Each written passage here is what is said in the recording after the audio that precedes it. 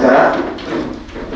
ನಮ್ಮ ದಕ್ಷಿಣ ಕನ್ನಡ ಬಸ್ ಮಾಲಕರ ಸಂಘದ ಇಂದಿನ ನೂತನ ಕಚೇರಿ ಉದ್ಘಾಟನಾ ಸಮಾರಂಭಕ್ಕೆ ಆಗಮಿಸಿರುವಂತಹ, ಇಂದಿನ ಈ ಶುಭ ದಿನದಲ್ಲಿ ಆಗಮಿಸಿರುವಂತಹ ನಮ್ಮ ಕಚೇರಿ ಉದ್ಘಾಟಕರು ಆಗಿರುವಂತಹ ರೆವರೆಂಡ್ ಫಾದರ್ ಬೊನಾಂಚರ್ ನಜರತ್ ಅವರನ್ನು ಕೂಡ ವೇದಿಕೆಗೆ ನಾನು ಆಹ್ವಾನಿಸ್ತಾ ಇದ್ದೇನೆ. ಅದೇ ರೀತಿ ನಮ್ಮ ಇಂದಿನ ದೀಪ ಪ್ರಜ್ವಲನೆ ಕಾರ್ಯಕ್ರಮವನ್ನು ಮಾಡಬೇಕಾಗಿರುವಂತಹ ಪೂಜ್ಯ ಸದಾ ಸನಂದನದಾಸ ಸ್ವಾಮೀಜಿಯವರು, ಉಪಾಧ್ಯಕ್ಷರು, ಇಸ್ಕಾನ್ ಮಂಗಳೂರು ಸ್ವಾಮೀಜಿಯವರನ್ನು ನಾನು ವೇದಿಕೆಗೆ ಬರಮಾಡಿಕೊಳ್ತಾ ಇದ್ದೇನೆ. ಅದೇ ರೀತಿ ನಮ್ಮ ಸಂಘದ ಬಹಳ ಕಾಲದಿಂದ ವಕೀಲರಾಗಿರುವಂತಹ ಎಂ.ಇ. ನಾಗೇಶ್ ಅವರನ್ನು ಕೂಡ ನಾನು ವೇದಿಕೆಗೆ ಬರಮಾಡಿಕೊಳ್ತಾ ಇದ್ದೇನೆ. ಇನ್ನುಳಿದಂತೆ ಈಗ ಅಬ್ದುಲ್ ಸಲಾಂ ಮದನಿ ಅವರು ಬಂದಿದ್ದಾರೆ, ನಮ್ಮ ಆಫೀಸ್ ಹತ್ತಿರ ಹೇಳ್ತಿದ್ದಾರೆ, ಅವರನ್ನು ಕೂಡ ಈ ವೇದಿಕೆಗೆ ನಾನು ಬರಮಾಡಿಕೊಳ್ತಾ ಇದ್ದೇನೆ. ಉಳಿದಂತೆ ಎಲ್ಲರೂ ಆಸೀನರಾಗಬೇಕು ಅಂತ ಕೇಳಿಕೊಳ್ತೇನೆ. ದಕ್ಷಿಣ ಕನ್ನಡ ಬಸ್ ಮಾಲಕರ ಸಂಘದ ನೂತನ ಕಚೇರಿ ಉದ್ಘಾಟನಾ ಈ ಸಮಾರಂಭದ ಸಂದರ್ಭದಲ್ಲಿ, ಈ ಶುಭ ದಿನದಲ್ಲಿ ಬಂದಂತಹ ಪೂಜನೀಯ ಗುರುಗಳನ್ನು ಮತ್ತು ಎಲ್ಲ ನಮ್ಮ ಬಸ್ ಮಾಲಕರನ್ನು ಸ್ವಾಗತಿಸುವುದಕ್ಕಾಗಿ ನಾನು ನಿಂತಿದ್ದೇನೆ. 1979ರಲ್ಲಿ ಎಲ್.ಡಿ. ಬಳ್ಳಾಲ್ರ ಆಫೀಸಿನಲ್ಲಿ 77ರಲ್ಲಿ ಎಲ್.ಡಿ. ಬಳ್ಳಾಲ್ರ ಆಫೀಸಿನಲ್ಲಿ ಪ್ರಾರಂಭವಾದಂತಹ ನಮ್ಮ ಈ ದಕ್ಷಿಣ ಕನ್ನಡ ಬಸ್ ಮಾಲಕರ ಸಂಘ 1981ರಲ್ಲಿ ವಿದ್ಯುಕ್ತವಾಗಿ ಮಿಲಾಗ್ರಿಸ್ ಬಿಲ್ಡಿಂಗಿನ 2ನೇ ಮಹಡಿಯಲ್ಲಿ 1981ರಲ್ಲಿ ಅಂದಿನ ನಮ್ಮ ಬಸ್ಸು ಮಾಲಕರುಗಳು ಅಂದರೆ ಮಹಾನುಭಾವರುಗಳ ಬಹಳ ಶಕ್ತಿ ಮೀರಿದ ಪ್ರಯತ್ನದಿಂದ ಅಂದಿನ ಸಮಸ್ಯೆಗಳನ್ನು ಎದುರಿಸುವುದಕ್ಕಾಗಿ ಸ್ಥಾಪನೆಗೊಂಡಿತು. ಅಂದಿನಿಂದ ವಿದ್ಯಾರ್ಥಿಗಳಿಗೆ 60% ರಿಯಾಯಿತಿ ದರವನ್ನು ಸುಮಾರು 45 ವರ್ಷಗಳ ಕಾಲ ನಾವು ಕೊಡ್ತಾ ಬಂದಿದ್ದೇವೆ.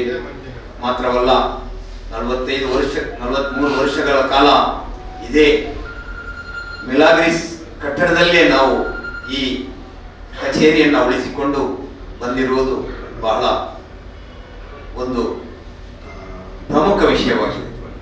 ಇಂದು ನಾವು ಈ ಕಚೇರಿಯನ್ನ ಮಿಲಾಗ್ರಿಸ್ ಬಿಲ್ಡಿಂಗಿನ ಮೊದಲ ಮಹಡಿಗೆ ಸ್ಥಳಾಂತರಿಸ್ತಾ ಇದ್ದೇವೆ ಮತ್ತು ಈ ಕಾರ್ಯಕ್ರಮ ಉದ್ಘಾಟನೆಗೊಂಡಿದೆ. ಇಂದಿನ ಉದ್ಘಾಟಕರಾದಂತಹ ರೆವರೆಂಡ್ ಫಾದರ್ ಬೊನಾವೆಂಚರ್ ನಜರತ್ ಫಾದ್ರಿ, ಮಿಲಾಗ್ರಿಸ್ ಚರ್ಚ್, ಇವರು ನಮ್ಮ ಕರೆಗೆ ಹೋಗೊಟ್ಟು ಬಹಳ ನಮ್ಮಲ್ಲಿ ಪ್ರೀತಿ ಇಟ್ಟು ಈ ಕಾರ್ಯಕ್ರಮಕ್ಕೆ ಬಂದಿರುತ್ತಾರೆ. ಫಾದರ್ ಅವರನ್ನ ನಾನು ನಮ್ಮ ಸಂಘದ ಪರವಾಗಿ ಬಹಳ ಪೂರ್ವಕವಾಗಿ ಹಾಗೂ ಬಹಳ ಆದರದಿಂದ ಈ ಕಾರ್ಯಕ್ರಮಕ್ಕೆ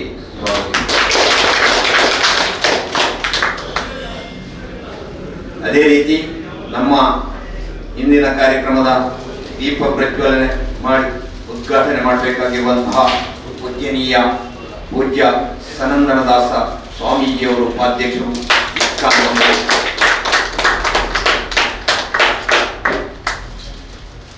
ಇವರು ಈ ಕಾರ್ಯಕ್ರಮಕ್ಕೆ ಬಂದಿರುತ್ತಾರೆ. ಪೂಜ್ಯರಾದ ಸ್ವಾಮೀಜಿಯವರನ್ನು ನಾನು ಬಹಳ ಆದರದಿಂದ ಬಹಳ ಗೌರವಪೂರ್ಣವಾಗಿ ಈ ಕಾರ್ಯಕ್ರಮಕ್ಕೆ ಸ್ವಾಗತಿಸುತ್ತೇನೆ. ನಮ್ಮೊಂದಿಗೆ ಸಹಕರಿಸ್ತಾ ನಮ್ಮೊಂದಿಗಿಂದ ಬೆಂಗಳೂರಿನ ನಮ್ಮ ಸಂಘದ ವಕೀಲರಾದ ಎಂ.ಇ. ನಾಗೇಶ್ ಅವರು ನಮ್ಮ ಕರೆಗೆ ಹೋಗೊಟ್ಟು ಈ ಕಾರ್ಯಕ್ರಮಕ್ಕೆ ಆಗಮಿಸಿರುತ್ತಾರೆ.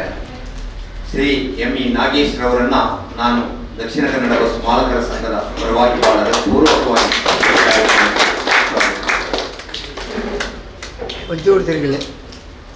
ಉಳಿದಂತೆ ನಮ್ಮ ಇಂದಿನ ಕಾರ್ಯಕ್ರಮಕ್ಕೆ ದಕ್ಷಿಣ ಕನ್ನಡ ಬಸ್ ಮಾಲಕರ ಸಂಘದ ಮಾಜಿ ಅಧ್ಯಕ್ಷರುಗಳು, ಪದಾಧಿಕಾರಿಗಳು, ಕಾರ್ಯಕಾರಿ ಸಮಿತಿ ಸದಸ್ಯರು ಸೇರಿದಂತೆ ಎಲ್ಲ ಬಸ್ ಮಾಲಕರನ್ನು ನಾನು ಬಹಳ ಪೂರ್ವಕವಾಗಿ ಕಾರ್ಯಕ್ರಮಕ್ಕೆ ಸ್ವಾಗತಿಸ್ತಾ ಇದ್ದೇನೆ.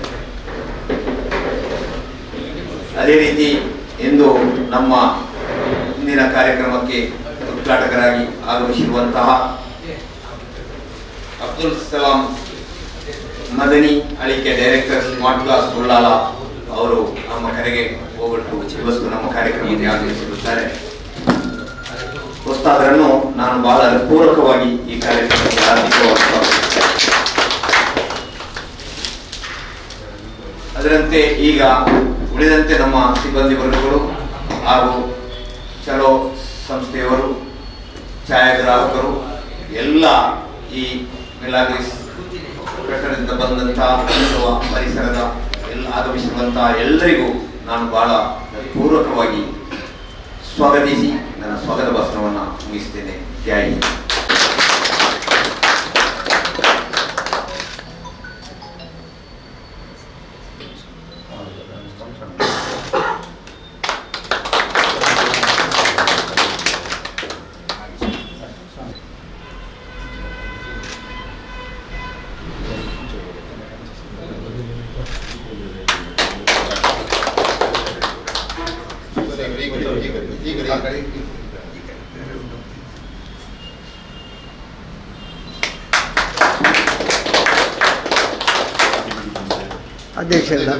ಅಧ್ಯಕ್ಷರು ಆಯ್ತು, ಬಾಕಿದವರು ಬಲೆ ಬಲೆ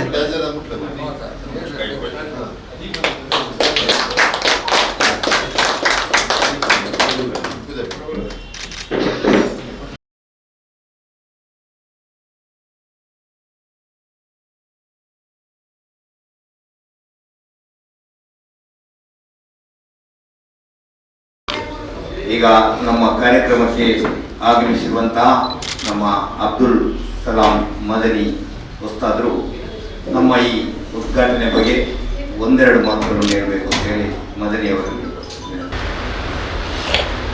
ಈ ಬಸ್ ನಮ್ಮ ಈ ಮಂಗಳೂರು ಒಂದು ತೋಟವಾಗಿರಬೇಕಿದ್ದರೆ ಆ ತೋಟದಲ್ಲಿ ಹೂಗಳು, ಚಿಟ್ಟೆಗಳು, ಹಕ್ಕಿಗಳು ಹಾರಾಡುತ್ತಾ ಇರಬೇಕು. ಒಂದು ಆಕಾಶದಲ್ಲಿ ಹತ್ರ ಸುಂದರವಾಗಿ ಕಾಣಬೇಕಿದ್ದರೆ ಅಲ್ಲಿ ನಕ್ಷತ್ರಗಳು, ಚಂದ್ರಗಳು ಇರಬೇಕು. ಅದೇ ರೀತಿ ನಮ್ಮ ಈ ಮಂಗಳೂರು ಅಂತ ಅಷ್ಟೊಂದು ಸುಂದರವಾಗಿರಬೇಕಿದ್ರೆ ವರ್ಣರಂಜಿತವಾದ ಬಸ್ಸುಗಳು ಅತ್ತಿತ್ತ ಓಡಾಡುತ್ತಾ ಇದ್ದರೆ ಈ ಮಂಗಳೂರು ಒಂದು ಸುಂದರವಾಗಿಲ್ಲ. ಯಾವುದಾದ್ರೂ ಒಂದು ದಿವಸ ಬಸ್ ಬಂದಾಗಿ ಬಿಟ್ರೆ ಅವತ್ತೊಂದು ಸತ್ತ ಮನೆ ರೀತಿ ಮಂಗಳೂರು. ಅಂತ ಒಂದು ದೊಡ್ಡದಾದ ಒಂದು ಸೇವೆಯನ್ನ ಮಾಡುತ್ತಿರುವಂತ ಈ ಬಸ್ ಮಾಲಕರ ಸಂಘಕ್ಕೆ ಯಾವತ್ತೋ ಒಂದು ಕಚೇರಿ ಆಗ್ಬೇಕಿತ್ತು. ಮೊದಲಿತ್ತ ಅಜೀಜ್ ಪ್ರತಿಪಾಡಿ ಅವರ ನೇತೃತ್ವದಲ್ಲಿ ಸ್ವಲ್ಪ ಒಂದು ವಿಶಾಲವಾಗಿ ಒಂದು ಕಟ್ಟಡ ಸ್ಥಾಪನೆ. ಬಸ್ ಈ ಬಸ್ ಚಾಲಕರ, ಬಸ್ ಮಾಲಕರಾಗಿದ್ದರೆ ನೀವು ಯಾವ ಬಸ್ ಚಾಲಕರು, ನಿರ್ವಾಹಕರು ಯಾರು ಇಲ್ಲ ಅಂತ ಕಾಣುತ್ತದೆ. ಆದರೆ ಅದೊಂದು ಸೇವೆ ಅಲ್ಲ, ನಿಜವಾಗಿ ಒಂದು ತ್ಯಾಗವಾಗಿ ನಾನು ಕಾಣ್ತೇನೆ. ಅವರಿಗೆ ಸಿಗುವಂತಹ ಬೈಗುಳಗಳು ಅವುಗಳನ್ನೆಲ್ಲ ಹೂಹಾರಗಳಾಗಿ ಸ್ವೀಕರಿಸಿ ಅವರು ಮಾಡುತ್ತಿರುವ ಸೇವೆ. ಈಗ ಉಳ್ಳಾಳದಿಂದ ಮಂಗಳೂರಿಗೆ ಬಸ್ ಬರುತ್ತೆ, ಅತ್ಯಂತ ವೇಗದಲ್ಲಿ ಬರುತ್ತೆ. ಬರುವಾಗ ರಸ್ತೆ ಬದಿಯಲ್ಲಿ ನೀವು ನಿಂತವನೆಲ್ಲರೂ ಹೇಳ್ತಾರೆ ದಾಯಿತ ಹೋಪಾಟಿಗೆ ಇವೆನ ಅವನು ಯಾತಕ್ಕೆ ಬರ್ತಾನೆ, ಇಲ್ಲಿ ಹಂಪನಘಟ್ಟ ತಲುಪಿದಾಗ ಅಥವಾ ಕಂಕನಾಡಿ ತಲುಪಿದಾಗ ಅಲ್ಲೊಬ್ಬ ಟೈಮ್ ಕೀಪರ್ ಇರ್ತಾನೆ. ಆ ಟೈಮ್ ಕೀಪರ್ ಈ ಡ್ರೈವರ್ ಅನ್ನ ಮತ್ತೆ ಬೈತಾನೆ, ನಾನು ಲೇಟ್ ಆದ್ರೆ. ಅವನು ಅಷ್ಟು ವೇಗದಲ್ಲಿ ಬಂದು ಇಲ್ಲಿ ಕಂಕನಾಡಿ ತಲುಪಿದಾಗ ಟೈಮ್ ಕೀಪರ್ ಅವನಿಂದ ಬೈಗಳು ಲೇಟ್ ಆಗ. ಮಾತ್ರವಲ್ಲ, ಬಸ್ಸಲ್ಲಿ ಒಬ್ಬ ಹೋಗುತ್ತಿರುವಂತಹ ಸಮಯದಲ್ಲಿ ಬಸ್ಸಿಗೆ ನಾವು ಒಂದು ಮನೆಯಲ್ಲಿ ಒಂದು ಕಾರ್ಯಕ್ರಮ ಮಾಡಬೇಕು. ಈ ಒಂದು ಕಾರ್ಯಕ್ರಮಕ್ಕೆ ಎಷ್ಟು ದಿವಸ ಐತಿ ಆಸೀಸ್ ಪ್ರತಿಪಾಡಿ ನೀವೆಲ್ಲ ಎಷ್ಟೋ ಕಷ್ಟಪಡ್ತಿದ್ದೀವಿ. ಅದೇ ರೀತಿ ಒಂದು ಬಸ್ ಮನೆ ಇದ್ದಂತೆ ಎಷ್ಟು ಜನ ಒಂದು ದಿವಸ ಹತ್ತಿ ಇಳಿತಾರೆ. ಅದರಲ್ಲಿ ಆ ಧರ್ಮದವನು, ಈ ಧರ್ಮದವನು, ಜಾತಿ ಆ ಜಾತಿಯವನು, ಈ ಪಕ್ಷದವನು, ಅದರೊಟ್ಟಿಗೆ ಹುಚ್ಚ, ಗುಡುಕ್ಕ, ಕೈ ಇಲ್ಲದವ, ಕಾಳಿಲ್ಲದವ, ವಯಸ್ಕರು ಎಲ್ಲರನ್ನ ನಿಯಂತ್ರಿಸುವಂತಹ ಒಂದು ತ್ಯಾಗವಾಗಿರುತ್ತೆ. ಒಂದು ಬಸ್ಸು ಎಷ್ಟು ಬೈಬಳ ತಿಂತಾರೆ ಅಂತ ನೋಡಿ ನೀವು. ನಾನು ಇದು ಯಾಕೆ ಹೇಳ್ತೇನೆ ಅಂದ್ರೆ, ನೀವೆಲ್ಲ ಬಸ್ ಮಾಲಕರು, ಅವರಿಗಾಗುವ ಅನ್ಯಾಯಗಳು, ಅವರಿಗಾಗುವ ಕಷ್ಟಗಳು, ಅವರನ್ನೆಲ್ಲ ಅರಿತು ಅವರ ಕಷ್ಟ, ಅವರ ಕಣ್ಣೀರು ಒರೆಸುವಂತ ಮಾಲಕರಾಗಿ ಮಾಡ್ತಾರೆ. ನಾನು ಕಣ್ಣಾರ ಕಂಡಂತ ಒಂದೆರಡು ಘಟನೆಗಳನ್ನ ಈಗ ಒಂದು ಬಸ್ಸಲ್ಲಿ ಹೋಗುವಾಗ ಎಷ್ಟು ಬೈಬಿಡ ತಿಂತಾರೆ ಅಂದ್ರೆ ಅವರು ಒಬ್ಬ ಸ್ಟಾಪ್ ಅಲ್ಲದ ಜಾಗದಲ್ಲಿ ನಿಲ್ಲಿಸಿದ್ದಾನೆ. ಬಸ್ ಹೋಗುವಾಗ ಕೈ ತೋರಿಸ್ತಾನೆ. ಆ ಬಸ್ ಡ್ರೈವರ್ ಏನ್ ಮಾಡ್ತಾನೆ, ಅವನೊಂದು ಮಾನವೀಯತೆಯ ದೃಷ್ಟಿಯಿಂದ ನಿಲ್ಲಿಸ್ತಾನೆ.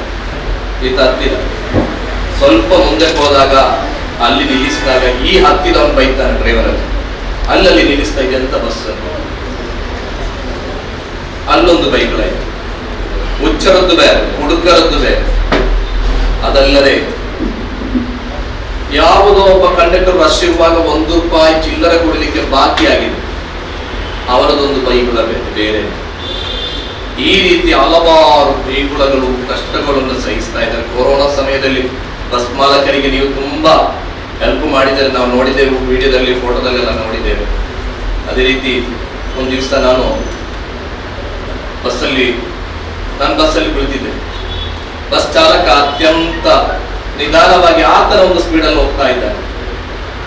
ಹೋಗುವ ಸಮಯದಲ್ಲಿ ಎದುರಿಗೆ ಒಬ್ಬ ಯುವಕ ಓವರ್ಟೇಕ್ ಮಾಡುತ್ತಾ ಬೈಕಲ್ಲಿ ಸ್ಪೀಡಾಗಿ ಬಂದು ಬಸ್ಸಿನ ಎದುರುಗಡೆಗೆ ನಿಂತಾಗ ಡ್ರೈವರ್ಗೆ ಏನ್ ಮಾಡಕ್ಕಾಗಲ್ಲ. ಬ್ರೇಕ್ ಒತ್ತಿದ, ಆದರೂ ಬಸ್ ಬೈಕಿಗೆ ತಾಗಿತ್ತು. ಬೈಕ್ ಚಾಲಕ ಅಲ್ಲಿ ಬಿದ್ದು ಸ್ವಲ್ಪ ಹೇಟ್ ಆಯ್ತು. ಆತನನ್ನು ಹಾಸ್ಪಿಟಲ್ಗೆ ಕೊಂಡೋದು. ಆ ಊರಿನವರು, ಆ ಯುವಕ ಆ ಊರಿನವರಾದ್ದರಿಂದ ಊರಿನ ಎಲ್ಲರೂ ಸೇರಿ ಆ ಬಸ್ ಚಾಲಕರನ್ನ ಕೆಳಗಿಳಿಸಿ ಇಗ್ನಾಮುಗ ಹೊಡಿತಾರೆ. ಆ ಪಾಪ ಚಾಲಕ ಕಣ್ಣೀರುಡುತ್ತಾ ಇಂಕು ಜೋಕುಲುಲ್ಲೇರು, ಇಂಕು ಬುಡಕ್ಕೆ ಜೋಕುಲುಲ್ಲೇರು, ಇಂಕು ಇಲ್ಲದ ಬೋಡು ಅಂತ ಕೂಗುತ್ತಿರುವ, ಕಣ್ಣೀರಿಂದ ಕೂಗುತ್ತಿರುವಾಗ ಕೂಡ ಅವರ ಲೆಕ್ಕಿಸದ ಒಂದು ಮಾನವೀಯತೆಗೆ ಒಂದಿಷ್ಟು ಬೆಲೆ ಕೊಡದೆ ಆತನಿಗೆ ಇಕ್ಕಮುಗ ಹೊಡೆಯುತ್ತಾ ಇದ್ದಾರೆ. ಪಾಪ ಆ ಚಾಲಕ ಎಷ್ಟು ಕಷ್ಟಪಟ್ಟು ಆ ದಿವಸ ಎಷ್ಟು ಕಷ್ಟಪಟ್ಟು ದುಡಿದು ರಾತ್ರಿ ಆಗುವಾಗ, ಸಂಜೆ ಆಗುವಾಗ ತನ್ನ ಹೆಂಡತಿ ಮಕ್ಕಳಿಗೆ ಏನಾದರೂ ಒಂದು ತಕೊಂಡು ಕೊಡುವ ಅಂತ ಹೇಳಿ ಆ ಒಂದು ಉತ್ತಮವಾದಂತಹ ಮನಸ್ಸಿನಿಂದ ದುಡಿಯುವಂತಹ ಚಾಲಕ ಆತ ನಿಜವಾಗಿ ಮಾಡಿದ ತಪ್ಪೇನು? ಆತ ಮಾಡಿದ ತಪ್ಪಲ್ಲ. ಆತನಿಗೆ ಒಬ್ಬ ಸಾಧಕ ಪ್ರಶಸ್ತಿ ಕೊಡಬೇಕಿತ್ತು. ಆತ ಬ್ರೇಕ್ ಹೊಡೆದರೆ, ತಕ್ಷಣ ಬ್ರೇಕ್ ಹೊಡೆದರೆ ಹಿಂಬದಿ ಇರುವ 100ಕ್ಕೂ ಅಧಿಕ ಪ್ರಯಾಣಿಕರಿಗೆ ಪ್ರಾಣಹಾನಿ ಸಂಭವಿಸಬಹುದಿತ್ತು. ದೊಡ್ಡ ಒಂದು ಅಪಘಾತ ಸಂಭವಿಸಬಹುದಿತ್ತು. ಬಸ್ ಪಲ್ಟಿ ಆಗಬಹುದಿತ್ತು. ಅದನ್ನೆಲ್ಲ ಕಂಟ್ರೋಲ್ ಮಾಡಿ ಎದುರಿಗಿರುವ ಬೈಕ್ಗೂ ತುಂಬ ಪೆಟ್ಟು ಹಾಕದಂತೆ, ಹಿಂಬದಿರುವ ಪ್ರಯಾಣಿಕರಿಗೂ ತೊಂದರೆ ಆಗದಂತ ರೀತಿಯಲ್ಲಿ ನಿಲ್ಲಿಸಿದ. ಆದರೆ ಆತನಿಗೆ ಗೊತ್ತು, ಇಷ್ಟು ಆ ಒಂದು ವಯಸ್ಸಾದ ಮನುಷ್ಯನಿಗೆ ಮಾನವೀಯತೆಯ ಒಂದಿಷ್ಟಿಲ್ಲದೆ ಬಡದು ಪಾಪ. ಅಂತಹ ಸನ್ನಿವೇಶಗಳು ಬಂದಾಗ ಅದರ ಮಾಲಕರಾದ ನೀವು ಅವರಿಗೆ ಬೆನ್ನೆಲುಬಾಗಿ ನಿಲ್ಲಬೇಕು. ಈ ಸಾರಿಗೆ ಬಸ್ಸಿನ ವ್ಯವಸ್ಥೆಯನ್ನ ಇನ್ನಷ್ಟು ಉತ್ತಮಕ್ಕೆ ಬೆಳವಣಿಗೆ ನೀವು ತರಬೇಕು. ಮಾತ್ರವಲ್ಲ, ಗಾಂಧೀಜಿಯವರು ಹೇಳಿದ್ದಾರೆ, ಈ ದೇಶದಲ್ಲಿ ಮನುಷ್ಯ ನೀರಿನಲ್ಲಿ ಮೀನುಗಳಿಗಿಂತ ಈಜಾಡುವಂತ ಜಲಚರಗಳಿಗಿಂತ ಮಿಗಿಲಾಗಿ ಮನುಷ್ಯನು ಈಜಾಡಬಲ್ಲ. ಆಕಾಶದಲ್ಲಿ ಹರಡುವಂತಹ ಹಕ್ಕಿಗಳಿಗಿಂತ ಮಿಗಿಲಾಗಿ ಹಾರಾಡಬಲ್ಲ. ಆದರೆ ಈ ಭೂಮಿಲೋಕದಲ್ಲಿ ಮನುಷ್ಯನಾಗಿ ಬದುಕಲು ಕಲಿತಿಲ್ಲ.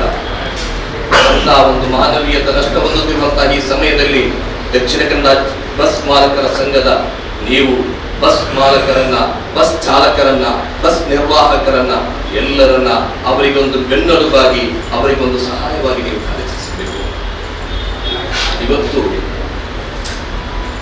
ನಿಮ್ಮ ಮನೆ ದಿವಸ ಈ ಬೇಸರ ಐತಿ. ಈ ಲಾರಿ ಚಾಲಕ ಒಂದು 8 ಗಂಟೆ ಆಗುವಾಗ ಒಂದು ರೋಡ್ ಫುಲ್ ಕೆಂಪುಗಲ್ಲ ಇತ್ತು. 8 ಗಂಟೆಗೆ ಕೆಂಪುಗಲ್ಲ ರೋಡ್ ಮಾಡಿ ಲಾರಿ ಚಾಲಕ ಬರ್ತಾ ಇದ್ದಾರೆ. ಆದ್ರೆ ನೋಡಿ, ನೀವು ಆಲೋಚನೆ ಮಾಡಿ, ನಾವು ಎಷ್ಟು ಬೆಳಗ್ಗೆ ಎದ್ದಿರ್ಬೇಕು.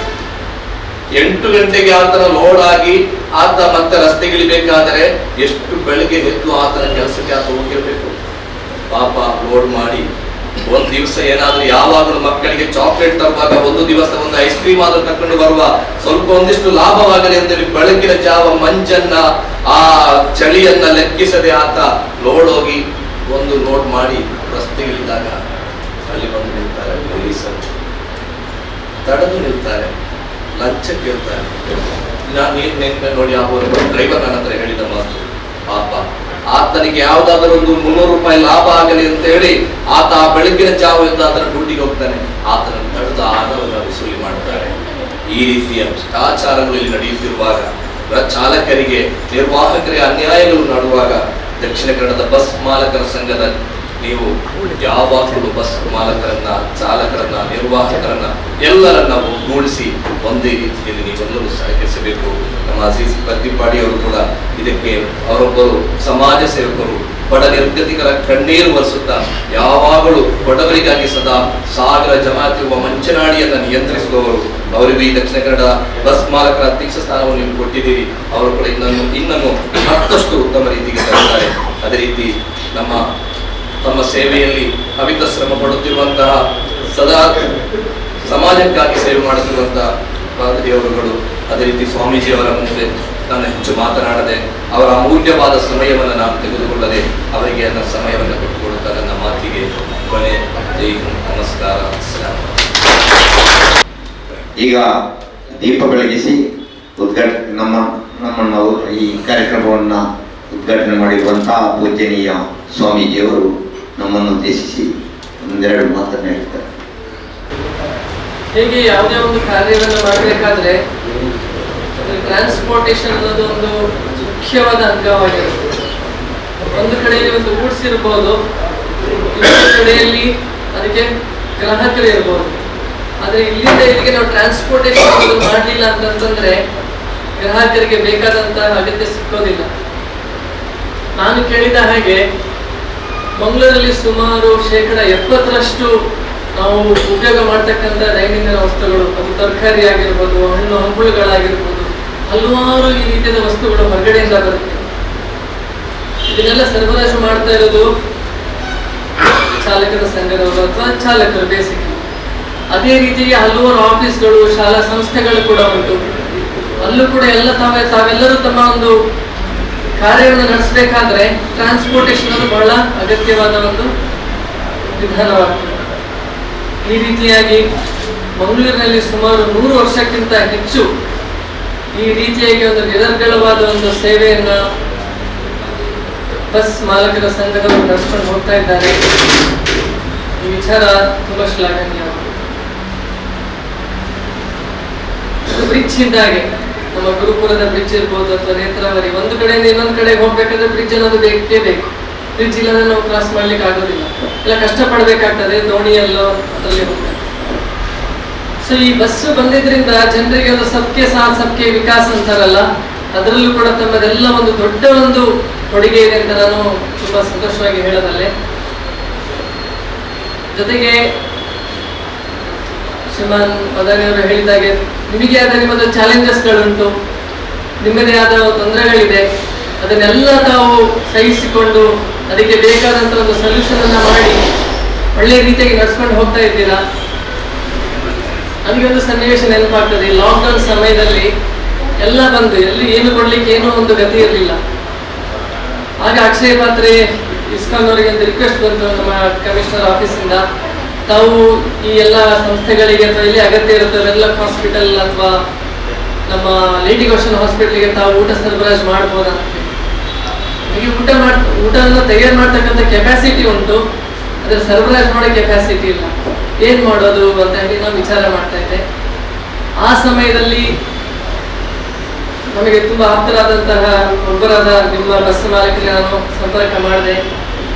ನೋಡಿ, ಈ ರೀತಿ ಸನ್ನಿವೇಶ ಉಂಟು, ಅಡಿಗೆಯನ್ನು ತಯಾರು ಮಾಡ್ಲಿಕ್ಕೆ ನಾವು ಸಿದ್ಧರಾಗಿದ್ದೇವೆ, ಅಲ್ಲಿ ಅದಕ್ಕೆ ಅಗತ್ಯ ಕೂಡ ಉಂಟು, ನಾವು ತಮ್ಮ ಬಸ್ಸನ್ನು ಕೊಡಬಹುದಾ.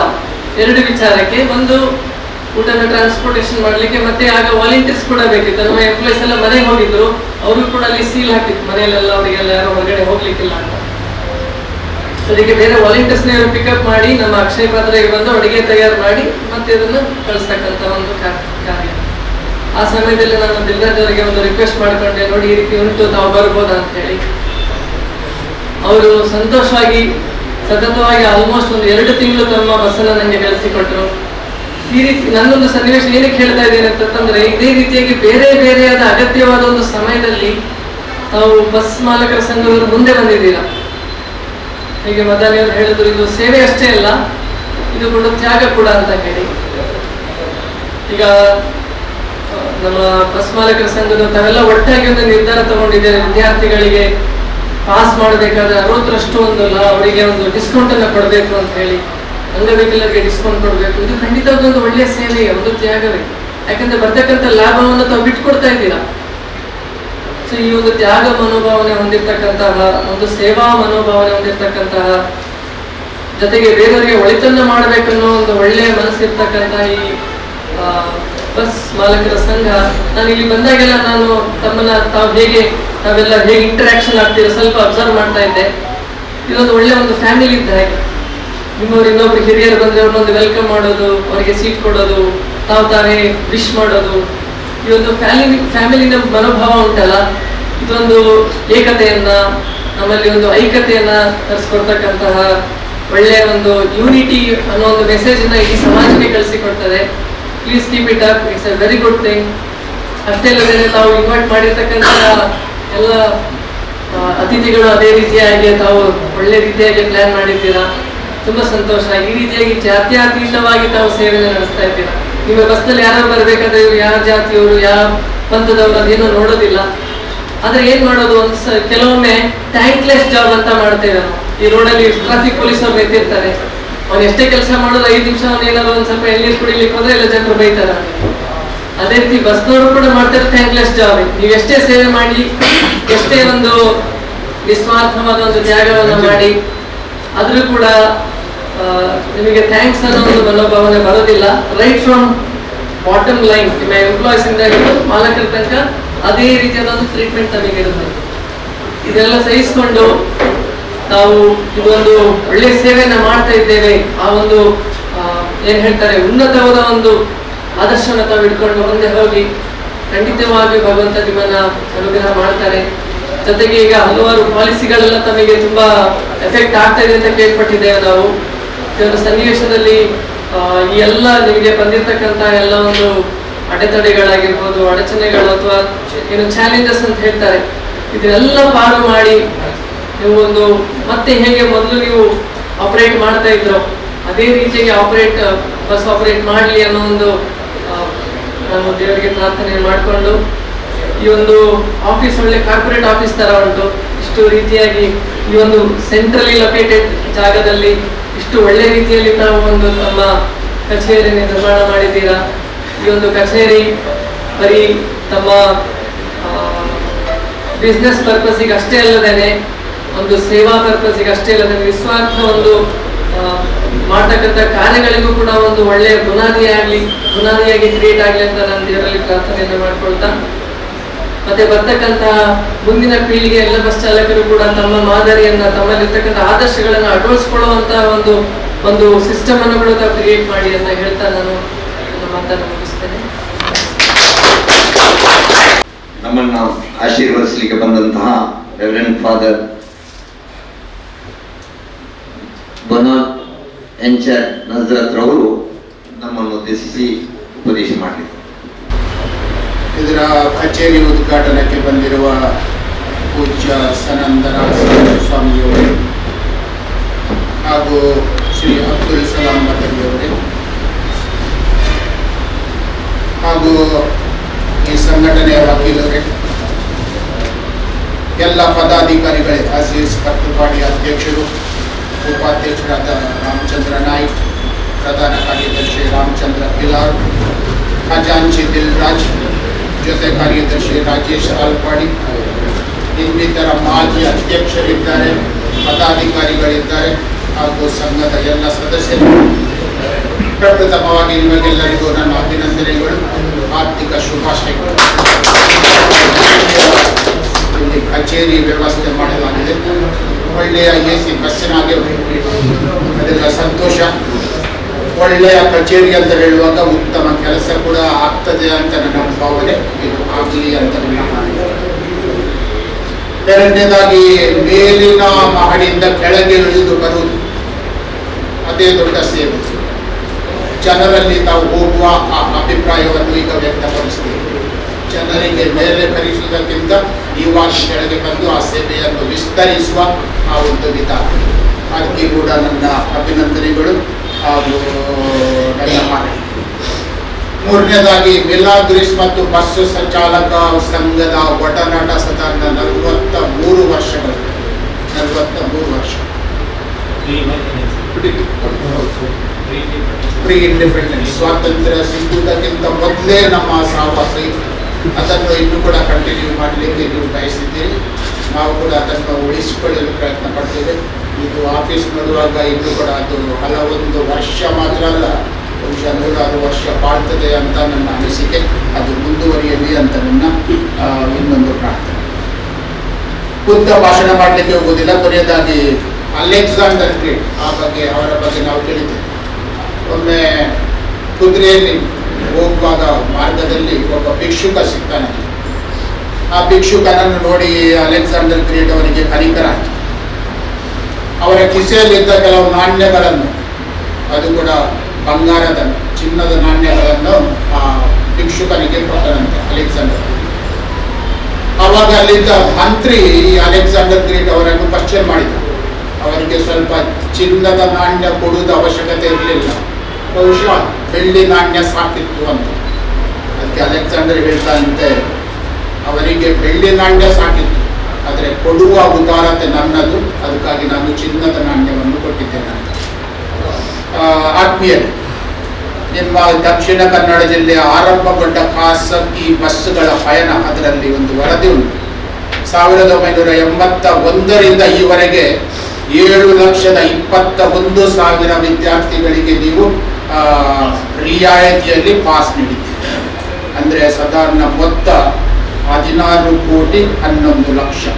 16 ಕೋಟಿ 11 ಲಕ್ಷ.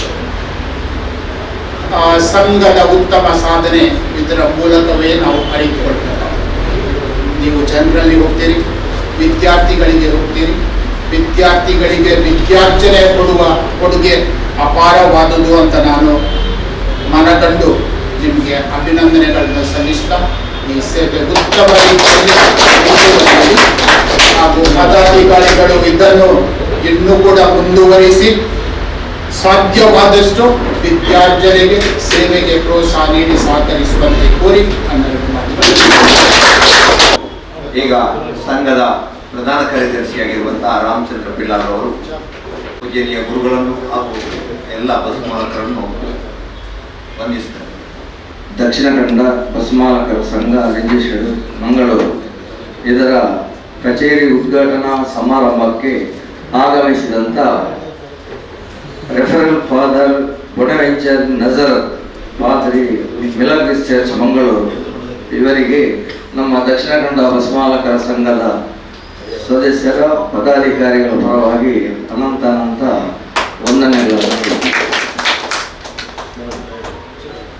ದಕ್ಷಿಣ ಕನ್ನಡ ಬಸ್ ಮಾಲಕರ ಸಂಘದ ಅಜೀಜ್ ಪ್ರತಿಪಾಡಿ ಅವರು ಅವರಿಗೆ ಒಂದು ಕಿರು ಕಾಣಿಕೆಯನ್ನು ಕೊಡಬೇಕು ಅಂತ ವಿನಂತಿ.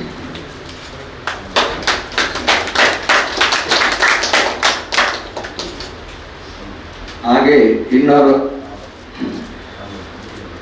ದೀಪ ಪ್ರಜ್ವಲನೆ ಮಾಡಿದ ಪೂಜ್ಯರಾದ ಸನಂದನಾನಂದ ದಾಸ ಸ್ವಾಮೀಜಿ ಉಪಾಧ್ಯಕ್ಷರು ಇಸ್ಕಾನ್ ಮಂಗಳೂರು ಇವರೇ ಕೂಡ ನಮ್ಮ ದಕ್ಷಿಣ ಕನ್ನಡ ಬಸ್ ಮಾಲಕರ ಸಂಘದ ಅಧ್ಯಕ್ಷರು ಪದಾಧಿಕಾರಿಗಳು ಹಾಗೂ ಸರ್ವ ಸದಸ್ಯರ ಪರವಾಗಿ ಅವರಿಗೆ ಧನ್ಯವಾದಗಳನ್ನು ಅರ್ಪಿಸಿದ್ದೇವೆ.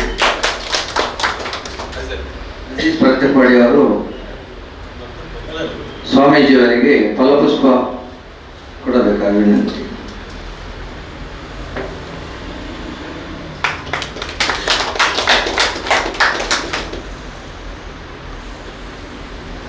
ಅದೇ ರೀತಿ ಇನ್ನೋರ್ವ ಮೀಟಿಂಗ್ ಹಾಲ್ ಉದ್ಘಾಟನೆ ಮಾಡಿದ ಅತಿಥಿಯಾದಂಥ Shri Abdul Salam Madani Alike, director smart class Ullal ಇವರಿಗೆ ಕೂಡ ನಮ್ಮ ಬಸ್ ಮಾಲಕರ ಸಂಘದ ಅಧ್ಯಕ್ಷರು ಪದಾಧಿಕಾರಿಗಳು ಹಾಗೂ ಸರ್ವ ಸದಸ್ಯರ ಪರವಾಗಿ ಧನ್ಯವಾದಗಳು. ಇವರಿಗೆ ಅಜೀಜ್ ಪ್ರತಿಪಾಡಿ ಅವರು ಕಿರು ಕಾಣಿಕೆಯನ್ನು ಒಪ್ಪಿಸಬೇಕಾಗಿ ವಿನಂತಿ. ಧನ್ಯವಾದಗಳು. ಅದೇ ಶ್ರೀ ನಾಗೇಶ್ ಎಮ್ಮಿ ಮಂಗಳೂರು ವಕೀಲರು, ದಕ್ಷಿಣ ಕನ್ನಡ ಬಸ್ ಮಾಲಕರ ಸಂಘ ರಿಜಿಸ್ಟರ್ಡ್, ನಮ್ಮ ಪ್ರೀತಿಯ ಕರೆಗೆ ಹೋಗೊಟ್ಟು ಇವತ್ತು ಉಪಸ್ಥಿತರಿದ್ದಾರೆ. ಇವರಿಗೂ ಕೂಡ ದಕ್ಷಿಣ ಕನ್ನಡ ಬಸ್ ಮಾಲಕರ ಸಂಘದ ಅಧ್ಯಕ್ಷರು, ಪದಾಧಿಕಾರಿಗಳು ಹಾಗೂ ಸರ್ವ ಸದಸ್ಯರ ಪರವಾಗಿ ಅವರಿಗೆ ಧನ್ಯವಾದಗಳು. ಕಾಣಿಕೆಯನ್ನು ಒಪ್ಪಿಸಬೇಕಾಗಿ ವಿನಂತಿ.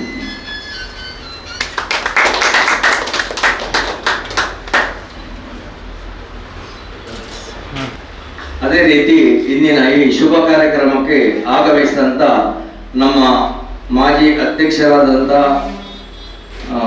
ನೆಲ್ಸನ್ ಪಿರೇರಾ, ಅದೇ ರೀತಿ ಅಭಿಷೇಕ, ಜಯಶೀಲ್ ಅಡ್ಡಿಯಂತಯ್ಯ, ಅದೇ ರೀತಿ ಎಲ್ಲರಿಗೂ ದಿಲ್ರಾಜ್ ಫರ್ನಾಂಡಿಸ್ ಇವರಿಗೂ ಕೂಡ ನಮ್ಮ ಧನ್ಯವಾದಗಳು.